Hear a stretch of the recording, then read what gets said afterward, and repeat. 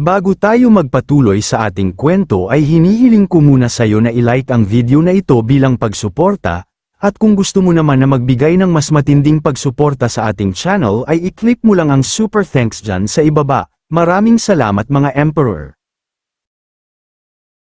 Sa mga nagdaang kabanata ang ating bida ay umarteng na pinsala ng matindi, kaya naman natuwa ang hangal na si Xinglin sa pag-aakalang nagtamo talaga ng pinsala si Lu Hao ng matindi. At sa pagpapatuloy din ng kabanata dahil sa pag-aalala ni Fang Yun ay tinanong niya si Lu Hao kung ayos lang ba ito. Nakangiti namang sumagot si Lu Hao na walang problema, nagpakita lang ako ng kaunting palabas. Nagtaka na lang si Fang Yun sa mga sinabi ni Lu Hao ngunit hindi niya na ito tinanong pa. Nakangiti namang sinabi ni Xiao Hong kay Lu Hao na magaling gumanap, mapanlin lang, sinong mag-aakalang matitiis mo ang 10 palad ni Xinglin. Mabilis namang sumagot si Lu Hao na ang lahat ng ito ay upang matiyak na mananatili ang aking kaibigan. Dagdag pa niya na may kasamang paggalang ngayong maaaring manatili na si Gotchen sa Peel Valley. Sister, kailangan mo siyang bantayan sa hinaharap. Agad namang sinabi ni Xiao Hong na walang problema. Tandaan mo lang may utang ka sa akin. Agad naman nasi ng ayunan ni Lu Hao ang sinabi ni Xiao Hong. Makalipas ang ilang oras sa Zuan Sword Sect's path, ay kasalukuyan na naglalakbay ang ating bida. Nasabi pa nga niya na ipinaalam ko na kay Master at Senior, ang bundok ng Diyos na demonyo ay isang hindi kapani-pani walang mapanganib na lugar, na sinasabing nagtataglay ng mga labi ng maraming sinaunang labanan, kahit na ang mga nasa Holy Martial Realm ay nahaharap sa sitwasyon ng buhay o kamatayan na pupunta doon, sa hindi inaasahan, minamaliit ako ni Master at Senior na pumunta sa bundok ng Diyos na demonyo. Nasabi pa nga ni Master Siyang na God Demon Mountain, kung mapahamak ka dyan, huwag mo akong sisihin. Dagdag pa ni Mu Fei Fan na huwag na nating banggitin na ibinigay ko sa iyo ang 1000 alon na makalangit na sining. Ngunit sa di inaasahan ay pinalibutan siya ng mga hangal. Habang humahagalpak sa tawa ay sinabi niya na ang intel ng matanda ay medyo tumpak, talagang balak niyang pumunta sa Demon God Mountain. Nagtataka naman si Lu Hao kung sino ang nagsisilita. Dagdag pa ng hangal na haulo sa wakas. Nahuli ka na namin nang nag-iisa ka. Naramdaman naman ni Lu Hao na mukha marami ang mga hangal. Nagtataka na lang si Lu Hao na kung sino ang mga hangal dahil medyo marami ito. Nagtanggal naman ng maskara ang mga hangal na sabi pa nga ni Lu Wei na Hao Lu, bakit hindi ka manatiling ligtas sa loob ng sekta? Ako si Lu Wei ay lagi akong nag-aalala sa iyo. Dagdag pa niya na espesyal kaming nagtipon ng isang grupo ng mga banal na martial realm first level na mga disipulo sa sekta. Ngayong gabi, aangkinin namin ang iyong buhay. Sinabi din ng isang hangal na harapin niyo siya ng mabilis. Dagdag pa niya na ayokong malaman ng iba na ako ay isang elder na nagpaparaya sa mga disipulong gumawa ng pagpatay. Naiinis na sinabi ni Lu Hao na Huang Yu, ang matandang aso, ikaw na naman. Ilang sandali lang din ay naghanda na ang mga hangal na sabi pa nga ni Luzon na ang lahat ay mag-ingat, may lakas talaga ang lalaking ito. Dagdag pa niya na ilabas ang lahat ng iyong kapangyarihan ng sama-sama. Sabay-sabay naman na sumugod ang mga hangal ngunit ang ating bida ay kalmado lang na inaantay na makalapit ang mga hangal. Makikita sa mga hangal ang pagnanais na paslangin ng ating bida dahil sabay-sabay silang nagsitalunan. Habang pinagmamasdan ni Huang Yu si Lu Hao ay nasabi na lang niya sa kanyang sarili gaano man kakilakilabot si Hao. Hindi niya maaaring tanggapin ang napakaraming alagad ng banal na martial realm, bayaran ng halaga para sa aking pamangkin. Si Lu Hao naman na nagbibilang na sa magagastos niya na sabi pa nga niya na 100,000 gold para sa Yao Guang Battle Chi Technique. Nagtaka naman ang hangal na Elder Huang Yu sa mga sinabi ni Lu Hao at sa ginagawa ng ating bida. Ilang sandali lang din ay pinakawalan na niya ang kanyang atake at makikita natin na parang pinalilibutan siya ng severe intent. Si Elder Huang Yu naman ay tak-ang-taka sa pinakawalang atake ni Lu Hao. Ilang sandali pa nga ay nagkaroon na ito ng malakas na pagsabog. Ang mga hangal naman na sumugod ay sabay-sabay na nagbagsakan at nagtamo ng matinding pinsala. Nakalaunan ay binawian na sila ng buhay dahil sa lakas ng atake na pinakawalan ni Lu Hao. Ang hangal na Elder Huang Yu naman ay gulat na gulat sa kanyang nasaksihan na sabi pa nga niya na paano ito posible, Hao Lu, na nasa antas lang ng True Chi. Talagang napatay niya ang higit sa 10 Holy Martial Realm beginners. Maya-maya pa ay sarkastikong sinabi ni Lu Hao na Huang, ikaw matandang aso, parang nag-e-enjoy kang magpadala sa akin ng mga hangal. Sa mga sinabi ni Lu Hao ay lalong sumabog ang hangal na Elder Huang Yu na sabi pa nga niya na huwag kang mayabang, bata, hindi ka nila nagawang patayin, sa tingin mo ba papakawalan kita? Ilang sandali lang din ay sumugod na siya na sabi pa nga niya ako ay nasa peak ng Holy Realm ng militar. At ang pagpuksa sa iyo ay kasing dali ng pay. Sinagot naman siya ni Lu Hao na may kasamang madilim na ekspresyon na sabi pa nga niya na ganun ba? Pero akala mo ba mahuhuli mo ako? Gulat naman si Elder Huang Yu dahil tumagos lang ang ginawa niyang atake. Nasabi pa nga niya ito ay pagkatapos ng high-speed na paggalaw. Na kung tawagin ay after image. Halos hindi siya makapaniwala sa mga nangyayari. Nasabi na lang ni Lu Hao na matandang aso, isaalang-alang ang iyong sarili na maswerte na nakasagasa sa akin patungo sa bundok ng Demon God. Wala na lang siyang masabi sa mga narinig niya kay Lu Hao. Dagdag pa ni Lu Hao na pero hintayin mo akong bumalik, tingnan mo kung paano kita haharapin. Matapos niyang sabihin kay Elder Huang Yu na sa pagbalik niya ay doon na lang nila tatapusin ang hidwaan nilang dalawa, kaya naman ilang sandali nga lang din ay mabilis na naglaho ang ating bida, nanlaki naman ang mga mata ni Elder Huang Yu sa kanyang nasaksihan na sabi pa nga niya na ano yun nag-teleport palayo, dagdag pa niya na anong klaseng teknik ito, napakabilis niya na kahit ako sa peak ng Holy Martial Realm ay hindi na makahabol. Sa tagal ng panahon na mawawala siya sa sekta, kakayanin ko ang naudlot na assassination, pero kung babalik siya at isusumbong ako, hindi, kailangan ko siyang ilabas bago siya bumalik sa sekta. Makalipas ang 3 araw sa labas ng Stone City ay nandito na ang ating bida, nasabi pa nga niya na ang Phoenix Illusory Sky Technique na inirerekomenda ng Fairy Master ay talagang karapat-dapat. Nasabi pa nga daw ng Master Fairy gamit ang iyong kasalukuyang kapangyarihan, maaari mo lamang itong gamitin ng 3 beses sa ngayon, ngunit sa mga kritikal na sitwasyon, ito ay higit pa sa sapat upang maiwasan ang panganib, mahusay pagbutihin mo ang pagsasanay, sa isang iglap, sa bursts na may bilis ng ilang beses na mas mabilis, sayang ang paggamit nito sa pakikitungo sa mga Holy Martial Realm cultivators, ngunit napahinto siya dahil bago pa man siya makalapit sa pinto ay may narinig siyang ingay.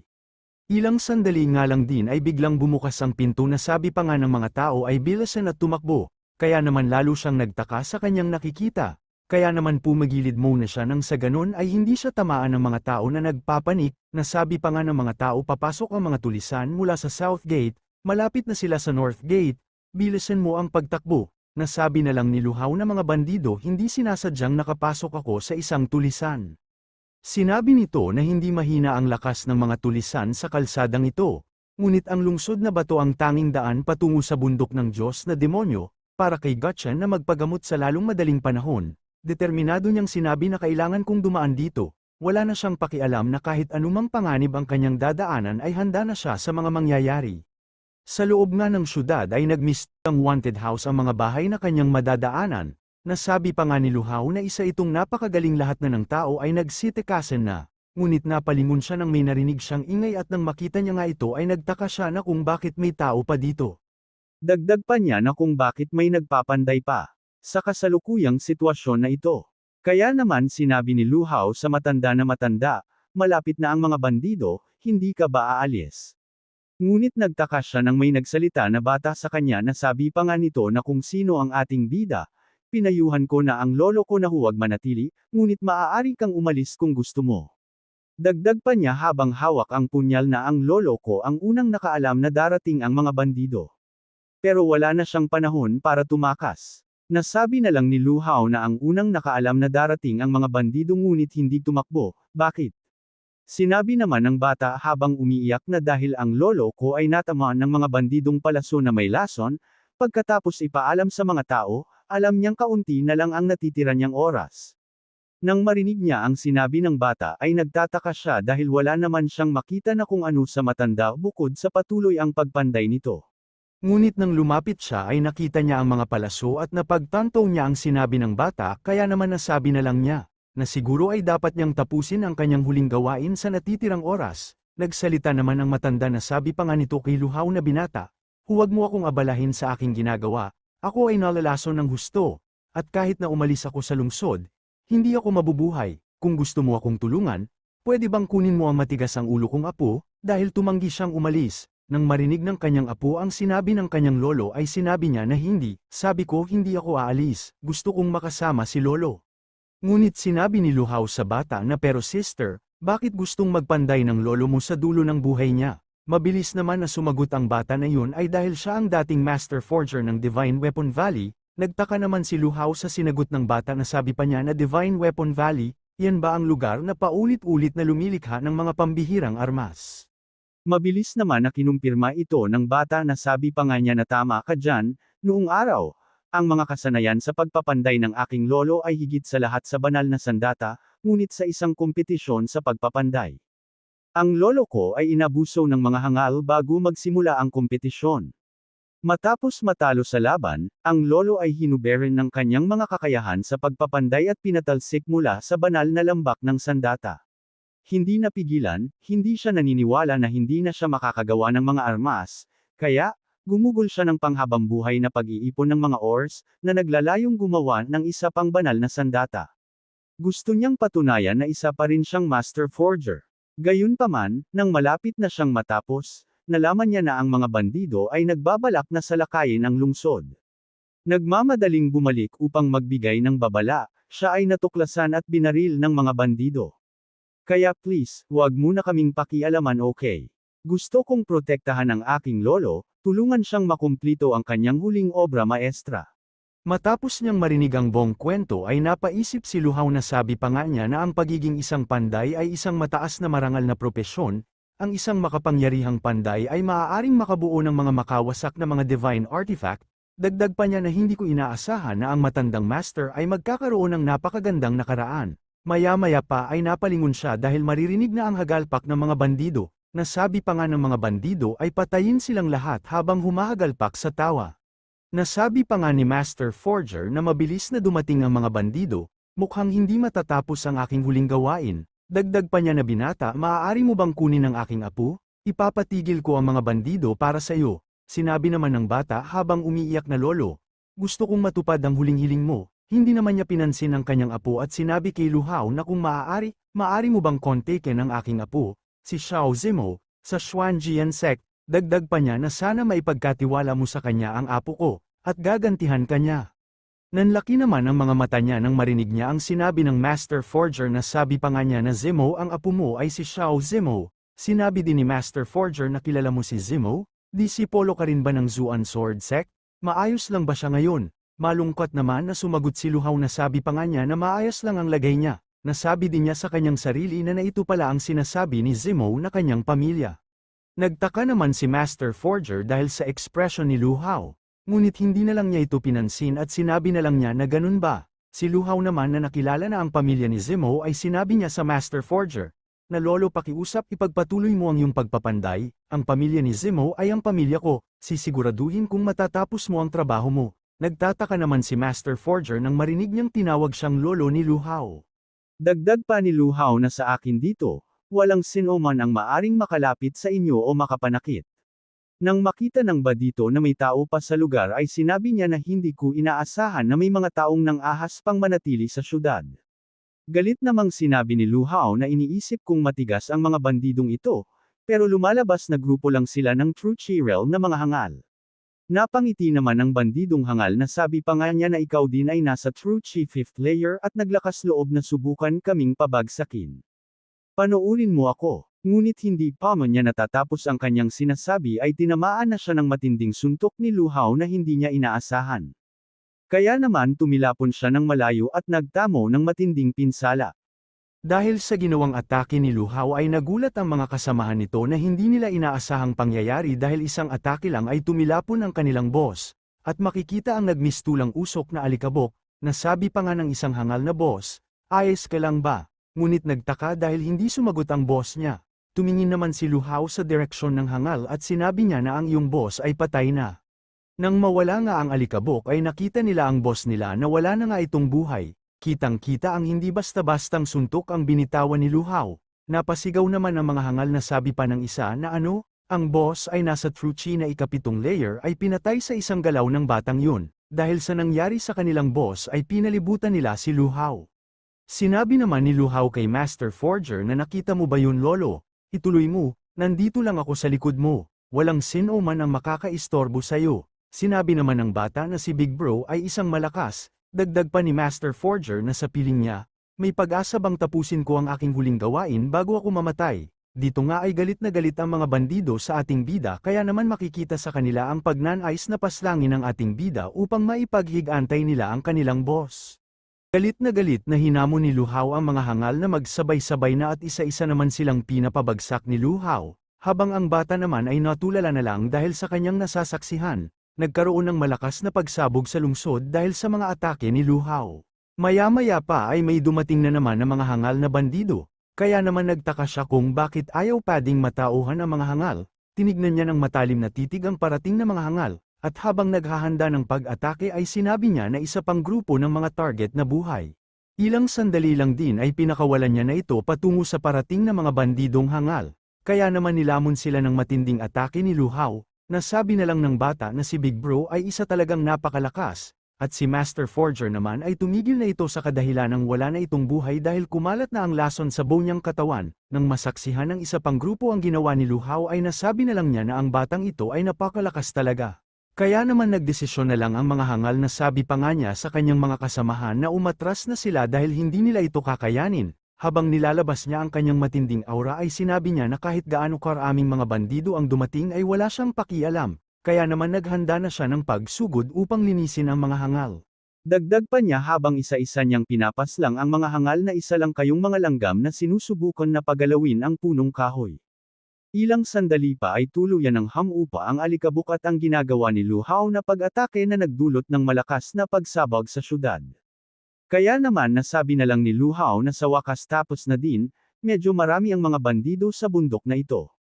Dagdag pa niya na ngunit, isaalang-alang na tapos na, ay hindi na sila magdudulot ng gulo, at makikita ang alo ng mga bandido na wala ng mga buhay. Kaya naman nagmadali na siyang nagtungo kay Master Forger na sabi pa nga niya na lolo tapos na ako, at nang makarating sa pintuan kung saan nandito si Master Forger ay tinanong niya ito kung tapos na din ba ito sa kanyang ginagawa. Subalit nanlaki ang kanyang mata nang makita niyang umiiyak na ang bata at hindi na gumagalaw si Master Forger, nasabi na nga lang niya na wala na ba talaga siya. At makikita natin ang lason na kumalat sa kanyang katawan. Lumapit naman ang bata habang umiiyak at sinabi niya kay Lu Hao na maraming salamat Big Bro. Maraming salamat dahil hinayaan mong mamatay si Lolo bilang isang panday. Dagdag pa niya habang umaagos ang luha nito at inaabot ang gawa ng lolo niya na ito yung relic na inutos niya na ibigay ko sa iyo ngayon lang. Ito ang dragon na silimbe na espada na kanyang huwad, na may kamanghamanghang kalidad. Sinabi niya na ang espadang ito ay nagtatala ng lahat ng mga pamamaraan ng pagpapanday na natutunan niya sa kanyang buong buhay. Ang sabi ni Lolo sa una, gusto niyang ipaubaya ito kay Kuya Zemo. Pero ngayon lang, parang naramdaman ni Lolo na baka may na-encounter si Kuya Zemo. Tama ba ang hula ni Lolo? Nanlaki ang mga mata niya nang marinig niya ang mga makapanindig balahibong mga sinabi nito at tanong ng bata. Kaya naman hindi siya makapagsalita dahil sa kanyang nararamdaman na awa. Maya-maya pa ay malungkot niyang sinabi na oo tama ang lolo na wala na nga si Zemo, ngunit sinabi ni Lolo na nakikita kanya bilang isang taong karapat-dapat pagkatiwalaan, kung matatanggap mo ang espadang ito at ang mga diskarte sa pagpapanday sa loob. Umaasa siyang may pagpapatuloy mo ang kanyang pamana, wala na lang masabi si Lu Hao sa kanyang mga naririnig habang tinatanggap ang espada. Maya-maya pa ay tinanong niya ang bata na sabi pa nga niya na maaari ko bang itanong, ano ang pangalan ng lolo? Sumagot naman ang bata na ang pangalan ng lolo ay Xiao Aoxen. Nagtaka naman ang bata nang biglang humarap si Lu Hao kung saan nakatayo ang Master Forger, na sabi pa nga ni Lu Hao habang nagbibigay ng galang tinanggap ng mga alagad na hawlo ang mana mula kay Master Xiao Aoxen, sa hinaharap, tiyak na hindi mapapahiya ng Lu Hao ang mga inaasahan ng mga masters. Ipapasunong ko ang mga pamamaraan ng pag-forging ng mga masters. Ipinangako niya na hindi niya ito bibiguin at binigay din sa kanyang ang isang sandata, na may mataas na kalidad at ang teknik sa paggawa ng nakakakilabot na sandata. At sa pagpapatuloy din ng kabanata humahagulgaw sa pag-iyak ang bata sa pagkasawi ng kanyang lolo kaya naman sinabi ni Lu Hao bata na ang pangalan mo ay Xiao Zilo tama ba? Zilo mula ngayon, ikaw ang aking nakababatang kapatid na babae. Mamaya, mag-aayos ako ng isang ligtas na lugar para sa iyo, pagkatapos nito, mayroon akong ilang mga bagay na dapat asikasuhin. Umiiyak naman na nagtanong ang kanyang nakababatang kapatid na kung saan pupunta si Lu Hao. Hindi sinagot ni Lu Hao ang tanong ng kanyang kapatid kaya naman niyakap niya ito at sinabi niya na huwag kang mag-alala, nasugatan at namatay si Master dahil sa mga bandido sa bundok. Ngayon ko lang nalaman na may mga bandido pa pala sa bundok na hindi pa tuluyang naaalis. Dahil sa mga sinabi ni Lu Hao ay nag-iba ang ihip ng hangin na para bang sumasang-ayon ito sa kanyang gagawin. Dagdag pa niya habang nanggigil sa galit na kailangang umalis ni Kuya at lipulin ang lahat ng bandido sa bundok, para maipaghiganti si Master. Makalipas ang ilang oras sa Stone City Lord's Mansion, ay kasalukuyang sinasalakay ito ng mga bandido, Sa inner courtyard ng City Lord's Mansion ay nandito na ang mga bandido at pilit nilang tinatanong ang City Lord na sabi pa nga ng isang hangal na City Lord, ang kautusan, nasaan ito, ibigay mo. Ang babaeng ito ay isang City Lord ng Stone City na si Ling Zuaner, at nasa antas na siya ng ikalawang yugto ng Saint Martial Realm. Sinabi niya sa mga hangal na pilit kunin sa kanya ang kautusan, na mangarap ka, kahit mamatay ako, hindi ko ibibigay ang kautusan. Dagdag pa niya na bago niyo ito makuha ay papatayin ko muna kayo. Ito naman ang bandido na ang pangalan ay si Xiaobiao, leader ng bandido sa bundok. Sarkastiko niyang sinabi sa City Lord na ayos lang, pasasayahin na lang kita. Mga maliliit, huwag muna siyang patayin, laruin muna natin siya ng sandali. Tuwang-tuwa naman ang mga hapit sa bundok na sabi pa nila, na matagal na naming pinagmamasdan ang katawan na City Lord. Ngunit ang kanilang kahangalan ay madaling napalitan ng pagkasawi ng kanilang mga buhay dahil sa atakeng hindi nila inaasahan. Kahit ang City Lord ay nagulat na kung ano ang nangyayari dahil sa isang idlap ay nawala ang mga hangal. Dahil sa atake ay nagmistulang usok ang makapal na alikabok. Galit na galit naman ang leader ng bandido na kung sino ang gumawa ng kalapastanganan sa kanyang mga alagad. Sarkastiko namang sinabi ni Lu Hao na anong ginagawa niyong lahat dito, mukhang masigla at kawili-wili. Dagdag pa niya na paano kung sumali ako sa kasiyahan niyo. Mabilis namang nagsilapitan ang mga alagad sa leader nila upang protektahan nila ito. Ngunit ang isang alagad niya ay mabilis niyang sinabi na, leader, pinatay ng batang iyon ang lahat sa atin. Ngayon kami na lang ang natitira. Nang marinig ng leader ang mga sinabi ng kanyang alagad ay nagulat siya at nagalit sa ating bida. Galit na nasabi pa nga niya kay Lu Hao na ikaw ba ang reinforcement ng City Lord? Matapang na pumatay ng daan-daang bandido sa amin. Nag-alala naman ang City Lord sa pag-aakalang pumunta ang ating bida upang iligtas siya. Lingid sa kaalaman ng City Lord na pumunta ang ating bida upang ipaghiganti ang kanyang Master Lolo, nasabi pa nga ng City Lord na binata, umalis ka na ng mabilis, hindi mo sila matatalo, huwag mong isakripisyo ang sarili mo para iligtas ako. Sumagot naman si Lu Hao na hindi ito ang iyong alalahanin, hindi ako pumunta dito para itaguyod ang hustisya. Nagtaka naman siya sa mga sinabi ni Lu Hao. Dagdag pa ng ating bida na ang dahilan kung bakit ako na par ito, ay puro paghihiganti, na sinabayan naman niyang ng malakas na atake na nagdulot upang tumilapon ang mga hangal na bandido. Napatingin na lang ang leader ng bandido na sa isang atake lang ay nalagas na ang kanyang mga alagad, kaya naman galit na galit niyang sinabi sa ating bida na ang lakas ng loob mong pumatay ng tao sa harap ko. Sumagot naman si Lu Hao na ginalaw niyo ang aking master. Kaya kayong mga uri ng tao ay nararapat lang na mamatay. Nilabas naman ng leader ang kanyang tinatagong lakas na sabi pa nga niya na masyadong matalas ang bunganga mo bata.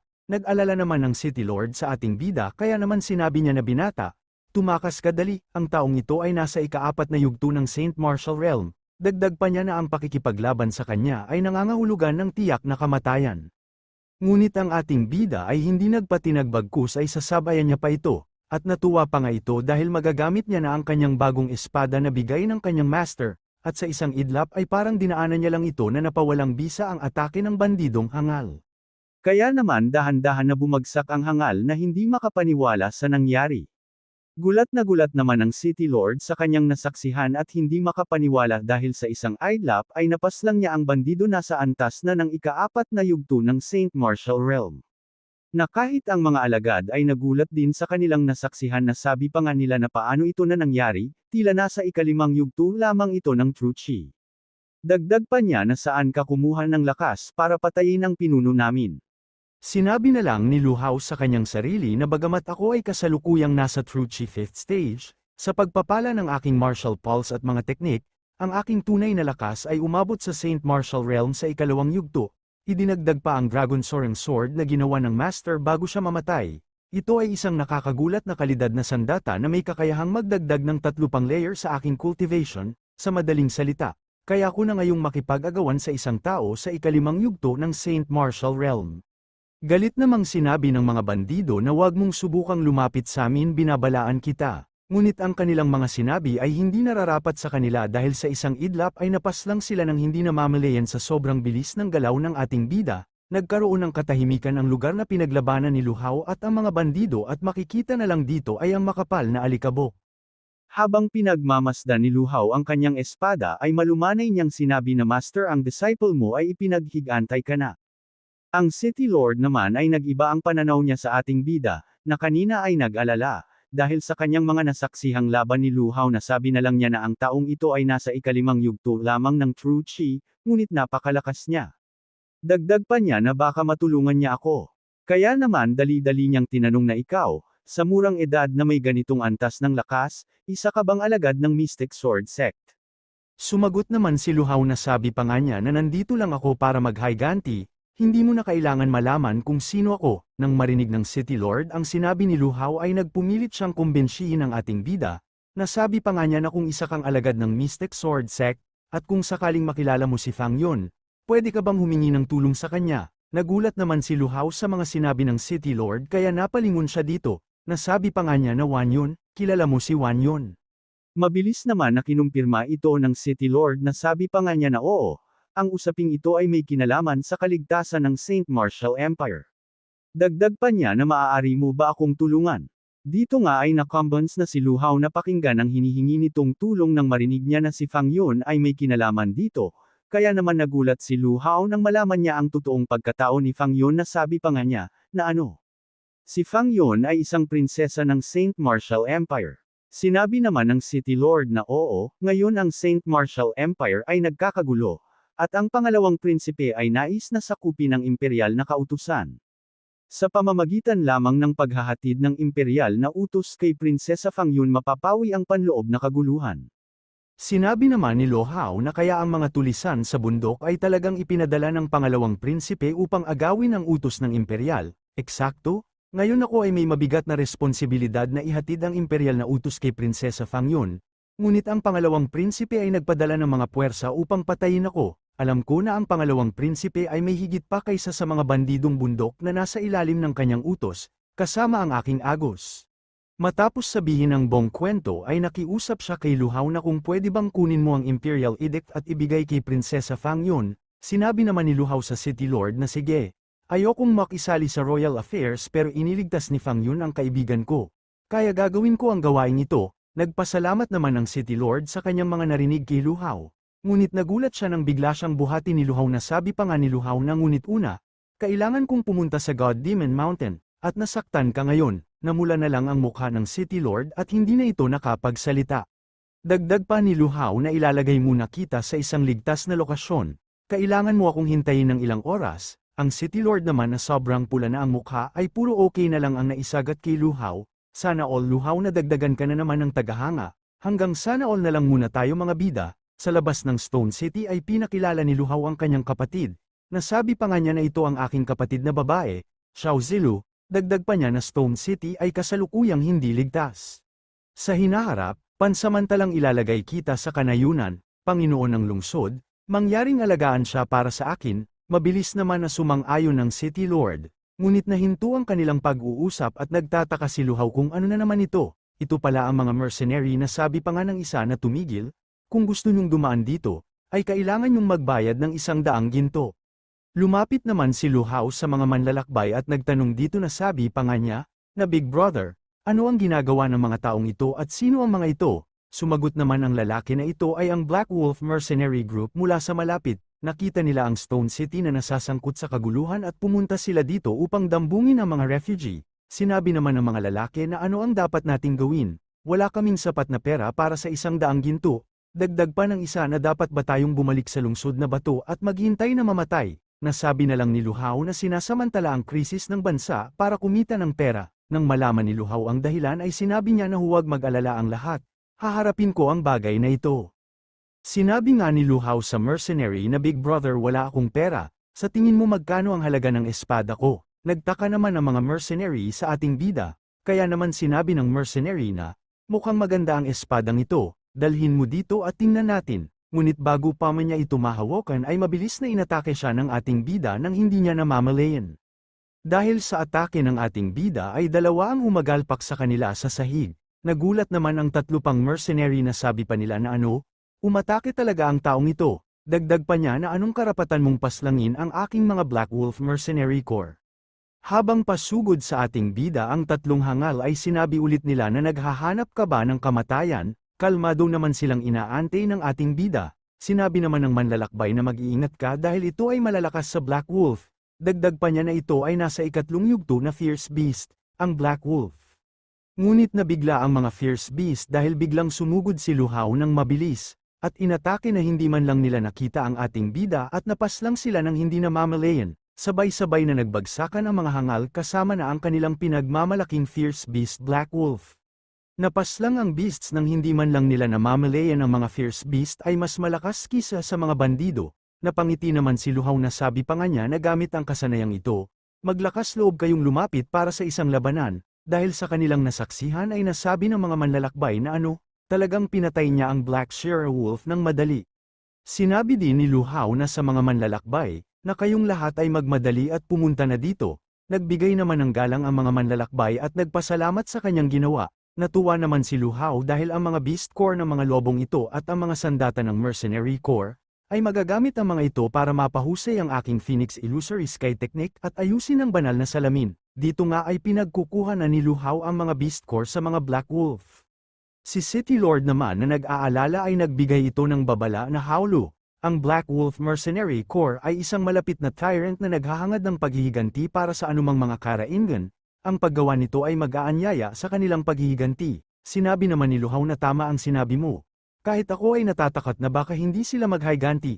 Nagtaka naman si City Lord sa sinabi ni Lu Hao. Ipinaliwanag ni Lu Hao na kung hindi ko maalis ang panganib dito, paano ako maglalakas loob na umalis kasama si Zilu. Dagdag pa niya na huwag kang mag-alala. Simula ngayon, maaari ka nang manirahan sa baryong ito, sisiguraduhin ko ang iyong kaligtasan. Makalipas ang ilang oras ay sumapit na ang gabi at sila Xiao Zilu at ang mga refugees ay kasalukuyang nagpapahinga sa village. Napaisip si City Lord sa mga nangyari na sabi pa nga niya na ang Black Wolf Mercenary Corps ay mas malakas kaysa sa mga bandidong bundok na nanloob kay Shi Cheng. Dagdag pa niya na ngunit iginigiit ni Howlu na mag-isang bantayan ang nayon ngayong gabi. Kaya ba niya talagang labanan ang napakalaking puwersa? Dito nga nagbabantay si Lu Hao sa dahil baka umatake ang Black Wolf Mercenary Corps. Nasabi pa nga ni Lu Hao na ayon kay Lord Lingcheng, bagamat hindi mataas ang paglilinang ng Black Wolf Mercenary Corps, sa pangkalahatan sa True Chi Realm, sila ay nangunguna sa kanilang malaking bilang. Ang ilang Saint Martial Realm Elite ay naghangad na alisin ang Black Wolf Mercenary Corps, ngunit kami ay napipigilan at madiskarteng galing. Ang mga mandirigma ay madalas na nagtitiis ng matinding pisikal na pagkapagod sa labanan, na humahantong sa kanila upang maiwasan ang pagharap sa maraming kalaban, pero mas gusto ko talaga na mas maraming tao ang darating, dahil matapos patayin ang mga bandido sa bundok, natuklasan ko na ang Dragon Soaring Sword ay maaaring makaipon ng purong enerhiya sa pamamagitan ng pagpatay sa mga kalaban. Dito na muna matatapos ang ating episode. At kung gusto mong subaybayan ang ating kwento ay mag-subscribe ka na at pindutin ang notification bell, at nang sa ganun ay updated ka sa pag-upload natin everyday. Maraming salamat mga Emperor!